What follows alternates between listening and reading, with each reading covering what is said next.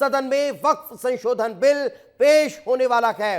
वक्फ पर आर पार की स्थिति देखने को मिलेगी। सरकार का प्लान आज तैयार है और आज सदन में वक्फ संशोधन बिल पेश होगा। वक्फ संशोधन बिल पेश होने के बाद उस पर 8 घंटे चर्चा होने वाली है। पहले 12 घंटे का वक्त मांगा गया था और ये सीधी तस्वीरें संसद भवन से आपको दिखा रखे गए। सदन की कार्यवाही शुरू हो चुकी है।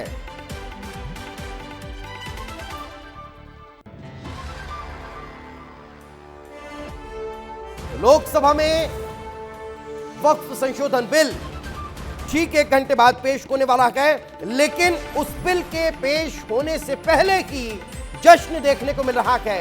यह जश्न भोपाल से भी सामने आया, जहां जमकर ढोल नगाड़े बजाते हुए मुस्लिम समुदाय के लोग नजर आ रखे हैं। एक दूसरे को मिठाई खिलाकर मुंह मीठा करा रखे हैं।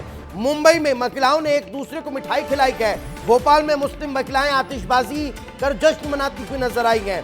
ढोल नगाड़ों की थाप पर थिरकते हुए दिखाई दे रहे हैं। ये बताता है कि ये बिल कितना जरूरी है, ये संशोधन कितना महत्वपूर्ण है, क्यों इस संशोधन की दरकार लंबे समय से चली आ रही थी। इसका विरोध किस बात को लेकर है वो आप और हम सब जानते हैं, लेकिन इसका स्वागत क्यों हो रहा है ये समझिए। ये बेहद खास और महत्वपूर्ण इस लिहाज से है कि उन गरीब परिवारों का हक जो इतने दिनों से मारा जा रहा था वो अब उन्हें नसीब होगा।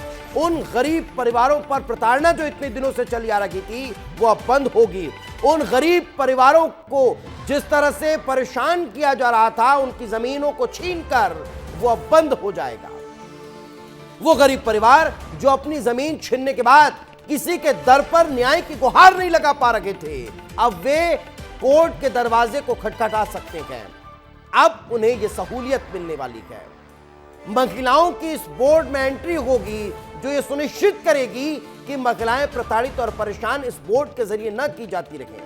तो ये तमाम बदलाव इस बात की तरफ इशारा कर रहे हैं। यही कारण है कि यह जश्न देखने को मिल रहा है। लेकिन महामंडलेश्वर स्वामी अखिलेशानंद गिरी ने भी वक्फ संशोधन बिल का स्वागत किया है, मगर स्वामी अखिलेशानंद गिरी ने कहा है कि केंद्र सरकार को वक्फ बोर्ड पूरी तरह से भंग कर देना चाहिए। यह मांग हिंदू पक्ष की तरफ से निकलकर सामने आ रही है। रेलवे बोर्ड के पास जितनी ज़मीन है या भारत के डिफेंस के पास जितनी ज़मीन है, उतनी ही ज़मीन, उससे भी अधिक ज़मीन आज वक्फ बोर्ड के पास है। और वक्फ बोर्ड के जो पक्षधर है। और चलिए, सदन की कार्यवाही शुरू हो चुकी है। आपको सीधे लोकसभा लिए चलते हैं जहां पर सदन की कार्यवाही शुरू हुई और ज्योतिरादित्य सिंधिया क्या कह रहे हैं सुनते हैं। 54 मंत्रालयों का, उन 54 मंत्रालयों में जहां 27,000 करोड़ का बजटरी एलोकेशन होता था 2004 से 2014 तक, आज वो बजटरी एलोकेशन 91,000 करोड़ प्रति वर्ष हो चुका है, जो 3.5 गुना है। और उसके विरुद्ध जो खर्चा, क्योंकि एक बात होता है सर आउटलेस का, उससे ज्यादा महत्वपूर्ण होता है आउटकम्स, और प्रधानमंत्री नरेंद्र मोदी जी की सरकार आउटकम्स पर आधारित है। तो जो 91,000 करोड़ का बजट है पिछले वर्ष, उस बजट के प्रति 1,02,000 करोड़ का खर्चा उत्तर पूर्वी राज्यों में हुआ है सर। ये अपने आप में एक नया कीर्तिमान है।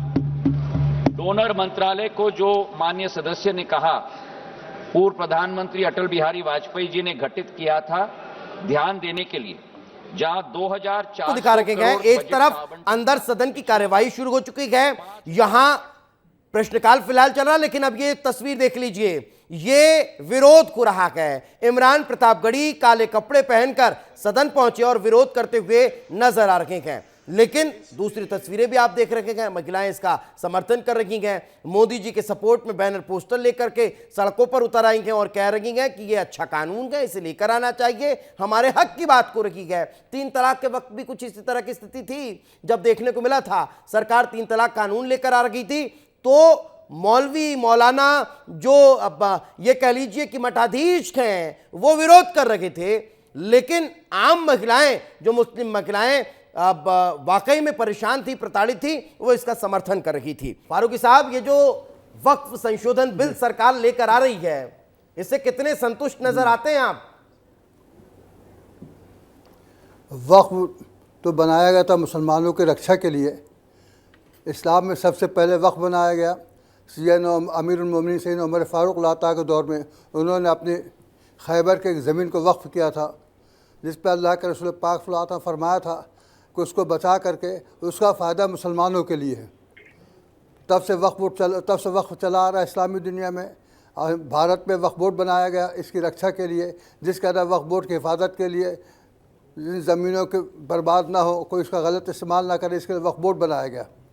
मगर अब जो बनाया जा रहा है वक्फ बोर्ड, अब जो वक्फ का कानून बनाया जा रहा है, ये समझ में नहीं आ रहा है क्या इनको पुराने वक्फ बोर्ड में कमी आई।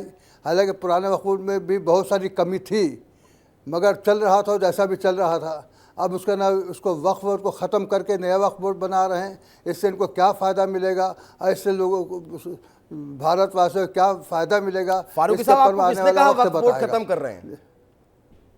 आपको किसने बता दिया कि वक्फ खत्म करके नया वक्फ बना रहे हैं? ये लोग बिल में से बाहर निकल रहे हैं, इनको खुद ही कुछ जानकारी नहीं है। बरगलाने का काम करते हैं दीपेश जी, ऐसी बरगलाने का काम करते हैं अपने समाज को। नहीं, मैं इसीलिए समाज को आगे बढ़ाने के बाद विषय में कभी नहीं सोचते हैं। मैं इसीलिए फारूक साहब से समझना चाह रहा हूँ। फारूक साहब जरा बता दीजिए, आपको किसने बता दिया वक्फ खत्म कर रही है सरकार? इनको खुद ही जानकारी नहीं है दीपेश जी, इनको जानकारी है ना, ये सैयद जी को जानकारी है। बोलने तो दीजिए फारूक साहब। दूसरे बताएंगे हमें। हाँ जी, वक्फ की मालूमात हमें नहीं है, दूसरे लोग हमको बताएंगे वक्फ की तारीफ क्या है, वक्फ की कौन इस्तेमाल करेगा। सैयद साहब फारूकी जी आप ही के साथी हैं। अरे मैंने इसीलिए अरे सैयद साहब आप ही का समर्थन करने के लिए उन्हें जोड़ा गया है। आप अकेले पढ़ रहे थे,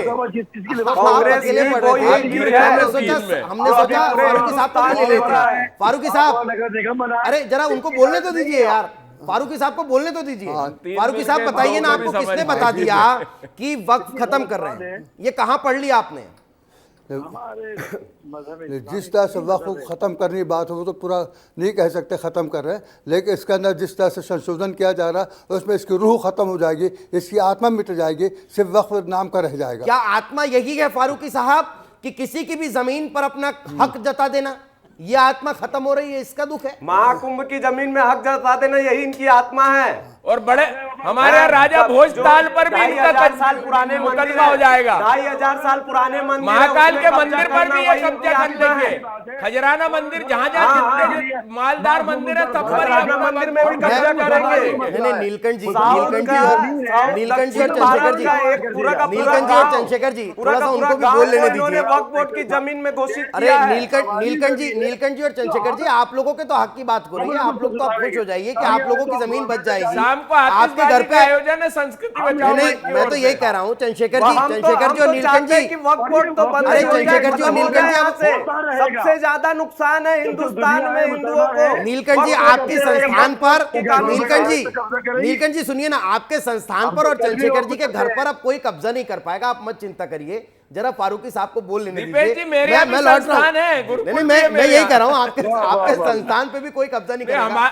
हम तो वैसे ही बरैया का सरकार नया बिल ले हमारे इधर तो नहीं, मैं फारूकी साहब, मैं आपके लिए समझना चाह रहा हूँ जरा। अरे सैयद साहब जरा फारूकी जी को भी बोल लेने दीजिए भाई, उनको भी बोल लेने दीजिए। फारूकी साहब, क्या वक्फ की मनमानी खत्म हो जाएगी? दुख इस बात का है। क्या वक्फ में गैर मुस्लिमों की एंट्री हो रही है? इस बात का दुख है। क्या वक्फ में महिलाओं की एंट्री भी हो रही है? इस बात की भी नाराजगी है, इस बात का भी दुख है। क्या वक्फ जिस जमीन को अपना बता देता था, उसके हक के लिए कोई अपनी आवाज नहीं उठा पाता था, अब वो कोर्ट के दर पर जा सकता है? इस बात का विरोध है। ये सब अच्छाई तो हो रही है, ये सब सुधारी तो हो रहा है। जरा समझ में नहीं आई जी बोलिए। वक्फ में कौन सी जायदाद ऐसे जिसे बिला वजह बता दिया गया? वक्फ का कानून तरीका उसमें थोड़ा सोचिए वक्फ बोर्ड में आती है। अब वक्फ बोर्ड ने कौन सी ऐसी ज़मीन है जो वक्फ को नहीं थी उसको अपना बना लिया? ये तो कानून के लिहाज से इस्लामी कानून के लिहाज से वक्फ करने वाला अपनी जायदाद को राह खुदा में वक्फ करता है, उसकी रक्षा के लिए वक्फ बोर्ड बना था। लेकिन यहाँ पर मामला कुछ और नज़र आ रहा है कि लोग यहाँ पर कुछ भी ज़मीन पर कब्जा करते जा रहे हैं, ना वक्फ बोर्ड को छुड़ा पा रहा है, ना वक्फ बोर्ड वहाँ कोर्ट और कचहरी में कोई मदद कर पा रहा है। आज के डेट में वक्फ बोर्ड की पोजीशन ये है। अब उसके अंदर क्या उनको पावर दिया जाएगा, क्या उनको ताकत दी जाएगी, ये आने वाला वक्त बताएगा। अभी तक तो वक्फ बोर्ड पर कोई ऐसा पावर है कि वो फंसी हुई जमीन को बचा सके, वक्फ ना कोई बोर्ड के सब पास कानून है वो कि पावर है वो कि किसी की जमीन पे अपना एक सेकंड, कब्जा बता दो। दिपेश जी, आप एक बार इनसे ये तो पूछिए कि वक्फ बोर्ड ने कितने हॉस्पिटल, कितने नहीं, अरे वो तो वो कमियां ही बता रहे हैं। अरे सुन तो लीजिए नीलकंठ जी, बनाया, कितने अरे डॉक्टर, कितने फारूकी इंजीनियर साहब निकाले ये? कि क्या कहते हैं वक्फ बोर्ड कुछ नहीं का किए, खत्म हो जाएगा, ये फारूकी ऐसी साहब बात तो है। वक्फ बोर्ड की कमियां ही बता रहे हैं। सनातन धर्म के बड़े बड़े आश्रम, चाहे नहीं, सत्य साई मतलब इनको भी हम संस्थान ले अपना लो, मान रहे हैं। नारायण संस्थान ले लो, कम से नीलकंठ कम जी, हॉस्पिटल वैसे भी बड़े नीलकंठ बड़े जी, तो इनके हमारे ही होंगे। ये तो साबिर साहब पर ही सवाल खड़े कर रहे हैं। फारूकी साहब, आप तो यही कह रहे हैं ना कि वक्फ में बहुत सारी कमियां हैं, उनको दुरुस्त होना चाहिए। अभी तो वक्फ की जमीन कब्जा रखी गई, वक्फ भी मुसलमानों की जमीन कब्जा रहा है, उसका हक नहीं मिल पा रहा है।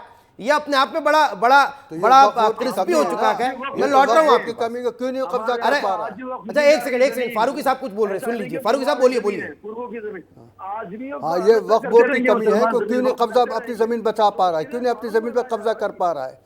बहुत सी जमीन है जो वक्फ बोर्ड की है, जो वक्फ की है, लेकिन वक्फ बोर्ड के पास में नहीं है, उसका कागज नहीं है, उसका पावर नहीं है, उसको वसूल करने का इनके पास में तरीका नहीं है। तो आप आज सारी जायदाद अरे फारूकी साहब, आप अगर ये कह देंगे महाकुंभ जिस पर सदियों से चला आ रहा है वो जमीन वक्फ की हो गई, तो आप क्या उस जमीन को बचाने के लिए आप अपने हक की लड़ाई लड़ेंगे?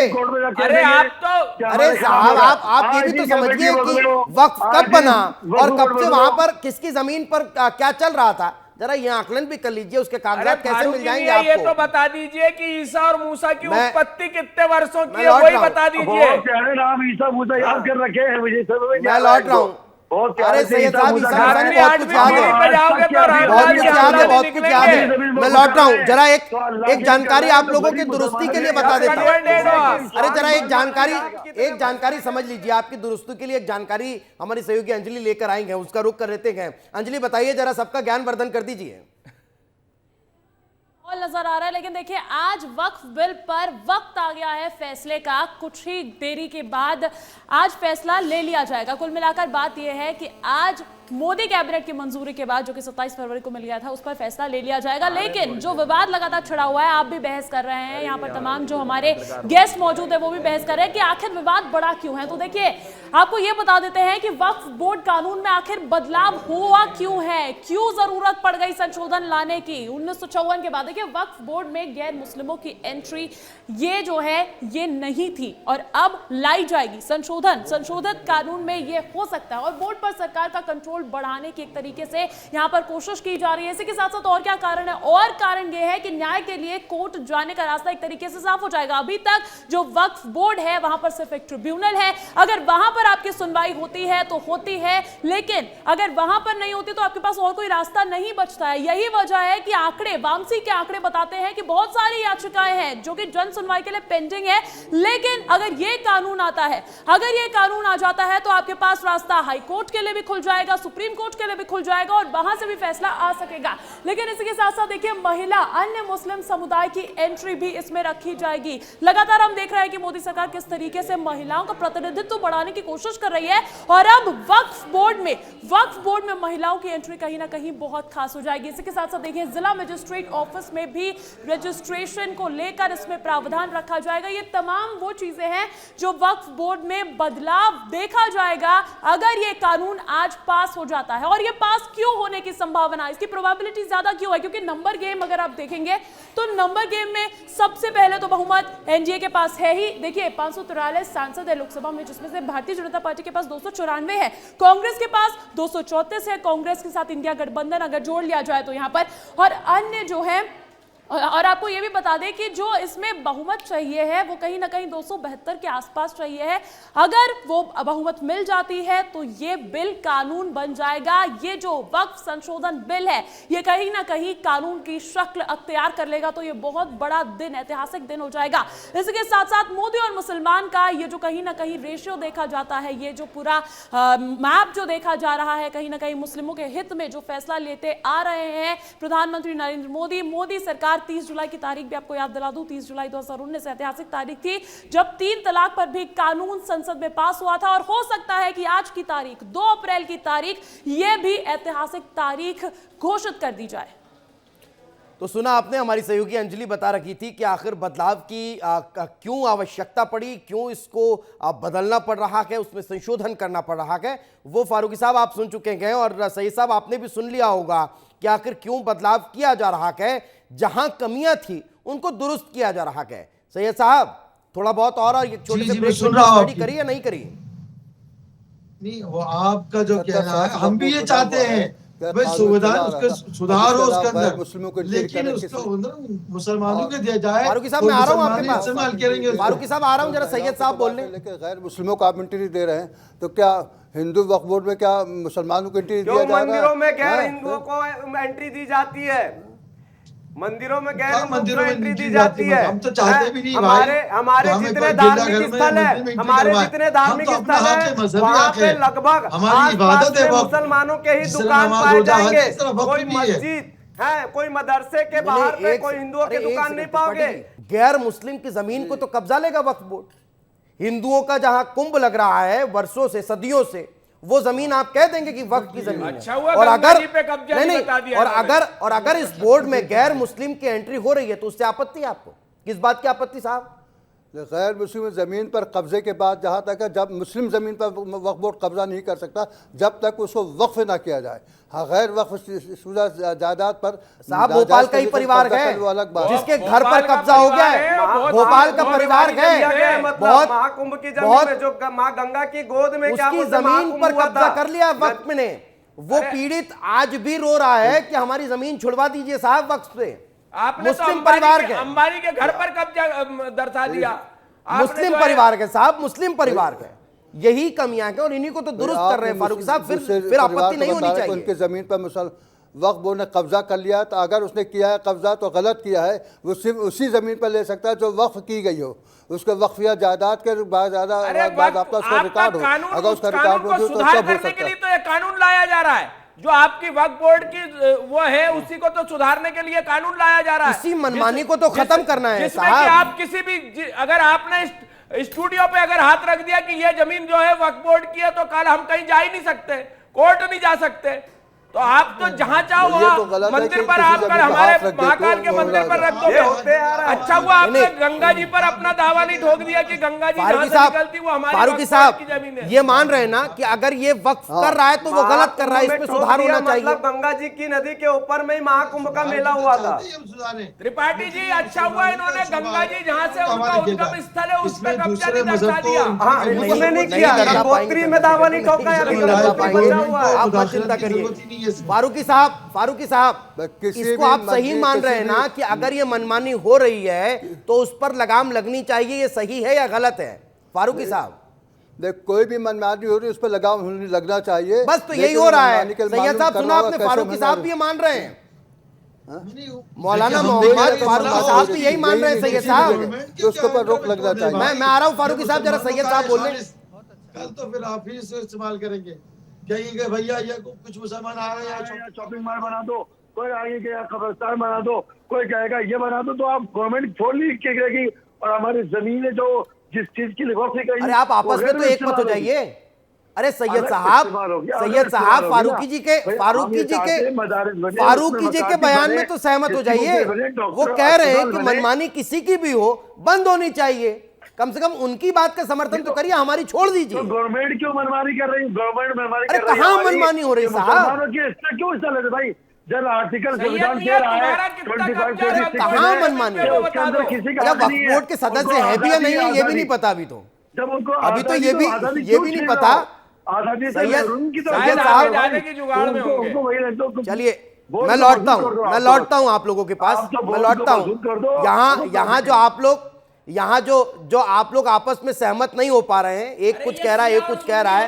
मैं लौटता हूं आपके पास, मैं लौटता हूं आप लोगों के पास एक बार फिर कुछ सवालों के साथ लौटूंगा। लेकिन मैं लौट रहा हूं चंद्रशेखर जी, मैं लौट रहा हूं चंद्रशेखर जी।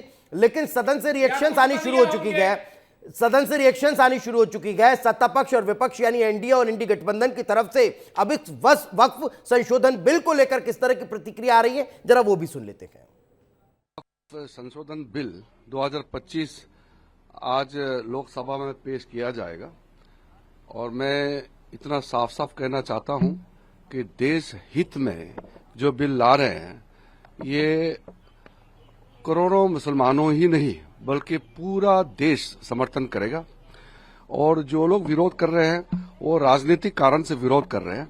बाकी तर्क मैं सदन में रखूंगा और मैं ये भी चाहता हूं कि अगर कोई विरोध करता है तो तर्क पे विरोध करे और एक एक तर्क, एक एक सेक्शन का, एक एक क्लोज का हम जवाब देंगे। क्योंकि जिस व्यक्ति को जिस कॉन्स्टिट्यूएंसी से जीत करके आता है, कम से कम उन लोगों की भावनाओं को समझना चाहिए।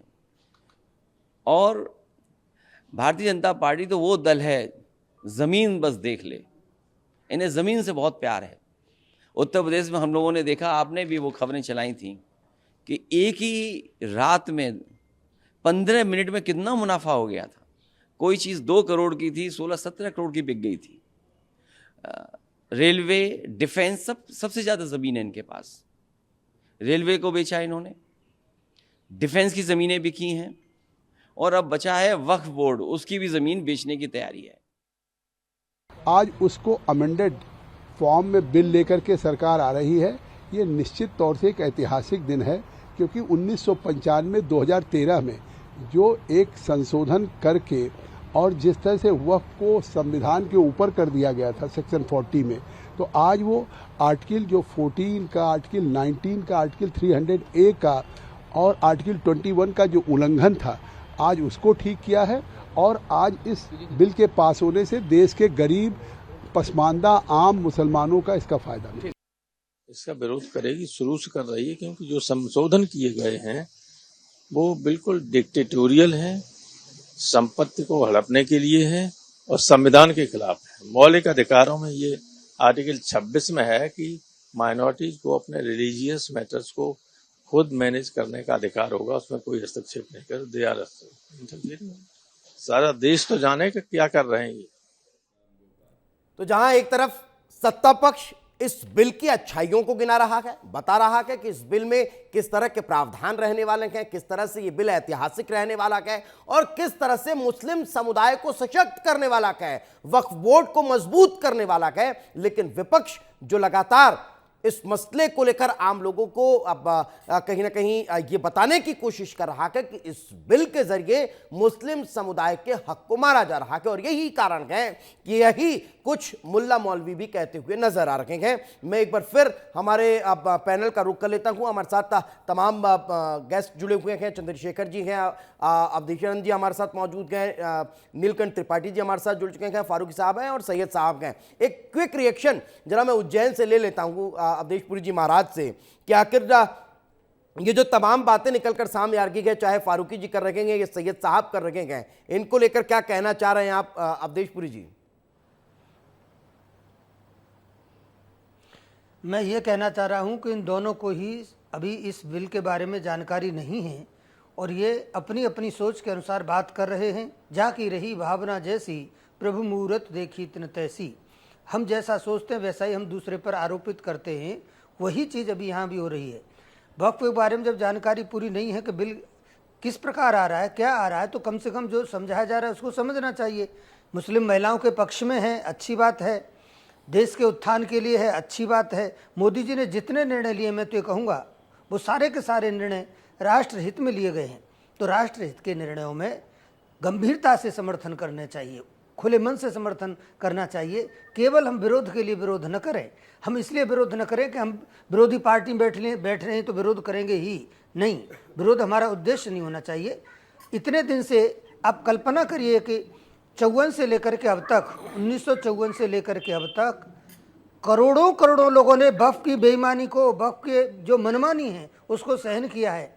आज उसके खिलाफ अगर कोई चीज सामने आ रही है, दूध का दूध पानी का पानी होगा। किसी के साथ कोई अन्याय नहीं होगा, किसी की संपत्ति पर कोई अधिकार नहीं जमाया जाएगा। जैसा कि अभी आप पूर्व में भी कह रहे थे कि जहाँ कुंभ लग रहा है वो जमीन पर भी वक्फ अपना अधिकार जना सकता है, कह सकता है कि हमारी जमीन है, हमारे मठ मंदिरों पर अधिकार जमा सकता है, किसी भी गरीब हिंदू की जमीन पर अधिकार जमा सकता है। नहीं, छोड़िए, गरीब मुसलमानों की बात ही नहीं है। कुंभ की तो शुरुआत के दौरान ये कह दिया था कि जहाँ कुंभ लग रहा है वो वक्फ की जमीन है। जब ये कहा गया था कि गैर मुस्लिमों की एंट्री यहाँ पर नहीं होनी चाहिए ताकि जो वहाँ की व्यवस्थाएं हैं, वहाँ की जो आबो हवा है वो दूषित न हो, ये एक बड़ा कारण था। और उसी दौरान कहा था कि यहाँ तो कुंभ जो लगा रहे हैं वही वक्त की जमीन, यहाँ उस पर मत लगाइए, वो हमारी जमीन है। मैं जो जानकारी नहीं है इनके लिए महाराज जी एक चौपाई और याद आती है कि सियाराम दारुण दुख देई ताकि मती पहले हर ले। ये इनको दारुण दुख प्राप्त होने वाला है, इसलिए इनको जानकारी नहीं है और ये कुछ बोल ही नहीं पा रहे हैं। चलिए मैं आप सभी से एक छोटी सी रिक्वेस्ट कर रहा हूं। एक सैयद साहब रिक्वेस्ट तो मान लीजिए, आर्टिकल में लिखा है। अरे सैयद साहब सुन तो लीजिए, अरे सैयद साहब एक छोटी सी विनती सुन लीजिए सर। अरे आप क्या मजहब की बात विनती सुन लीजिए आप लोग। हम लोग गाते जरूर है, मजहब नहीं सिखाता आपस में बैर रखना, लेकिन रामनवमी के जुलूस पर पत्थर तुम ही फिकवाते हो, शिवरात्रि के जुलूस पर पत्थर तुम ही फिकवाते हो। ये हमारा मजीद मामला है यार। हनुमान जयंती के जुलूस पर पत्थर नहीं साहब ये सिर्फ मजहब का मामला नहीं है। क्या मजहब की बात है?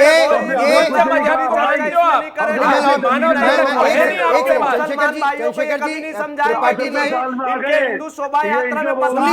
सुन लीजिए जरा, एक छोटी सी रिक्वेस्ट है। त्रिपाठी जी सुनिए ना, त्रिपाठी जी सुनिए, सैयद साहब सुनिए, एक एक करके अगर बोलेंगे। चंद्रशेखर जी एक मैं लौटना चाहूंगा। त्रिपाठी जी एक छोटी सी रिक्वेस्ट, एक एक कर अगर बोलेंगे तो दर्शकों को समझ में आएगा, नहीं तो मैं भी बोलता रहूंगा, आप भी। चंद्रशेखर जी सुनिए, मैं भी बोलता रहूंगा, चंद्रशेखर जी भी बोलते रहेंगे, आप भी बोलते रहेंगे, दर्शकों को कुछ समझ में नहीं आएगा। एक एक करके मैं एक एक करके सबके पास आ रहा हूं, आप नोट डाउन करके रखिए, आपको किस जवाब पर आपत्ति है वो नोट डाउन कर लीजिए। आप जब अपनी बारी आएगी पूरी बात रखिएगा। मैं लौट रहा हूं चंद्रशेखर जी, आपके पास मैं लौट रहा हूं चंद्रशेखर जी। सैयद साहब का एक क्विक रिएक्शन ले लेता हूं, उसके बाद त्रिपाठी जी आपके पास आ रहा हूं। सैयद साहब बोलिए क्या बोल रहे थे सैयद साहब? मैं अर्ज कर रहा हूं कि वक्त का जो नया बिल पास करने के लिए आज गवर्नमेंट जो सदन में जा रही है, हरगिज ना जाए, इसलिए जो वक्त का मामला है ये मुसलमानों का मजहबी मामला है, अपना दीनी मसला है, और इसके अंदर गवर्नमेंट को किसी को भी हक नहीं है। अगर आज़ादी 25-26 आर्टिकल संविधान हमें इजाजत दे रहा है तो हमें इसके खिलाफ संविधान में जाने की जरूरत नहीं है, सदन में जाने की, बल्कि मुसलमान मामला उनको छोड़ दिया जाए। सुनिए ना, उनको हल करने के लिए कानून आपका अगर ये दीनी मसला होता, बोर्ड की इस्लाह की जाए तो लीजिए ना कि वो उसके मैं आपकी बात समझ गया। अब उसमें मेरा एक सप्लीमेंट्री क्वेश्चन है, अगर आपका ये दीनी मसला होता ना तो सरकार इसमें हस्तक्षेप नहीं करती। आपके इबादत का मसला होता तो सरकार हस्तक्षेप नहीं करती। सर सवाल पूरा सुन लीजिए ना, मैंने आपकी बात सुनी, अब आप मेरा सवाल भी सुन लीजिए। आप बोलते रहेंगे तो मतलब ही नहीं निकलेगा ना सैयद साहब, आप अगर बोलते रहेंगे तो मतलब ही नहीं निकलेगा। आप मेरा सवाल भी तो सुनिए ना। आपका अगर सिर्फ दीनी मसला होता, सिर्फ वहां पर इबादत का मसला होता तो सरकार हस्तक्षेप नहीं करती।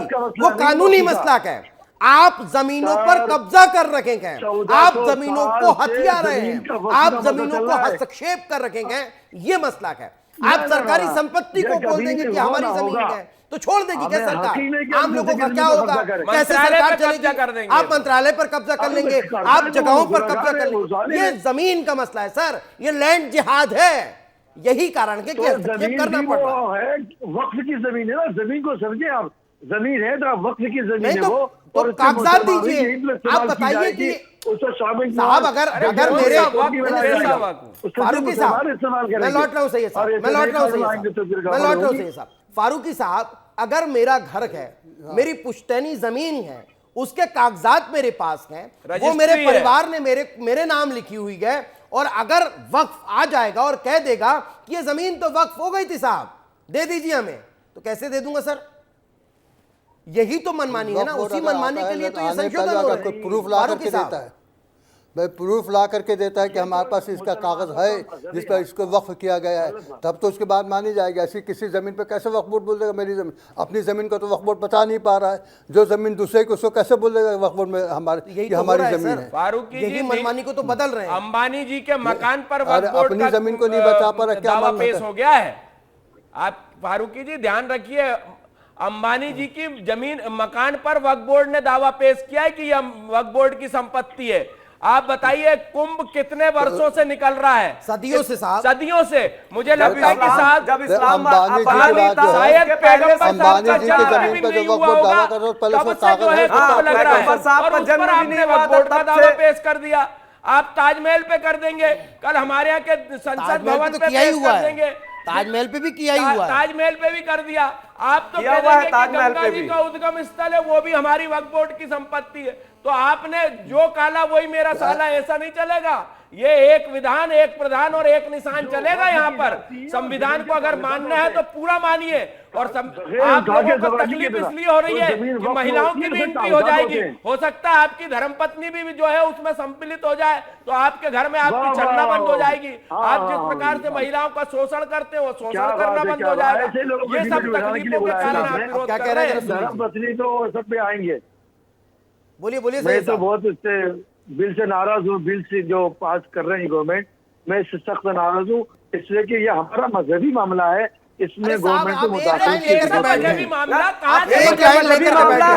हिंदुओं के जमीन पे अपना कब्जा करेंगे तब मजहबी मामला नहीं रहेगा इनका। आपका मजहबी मामला जब जमीन में कब्जा करना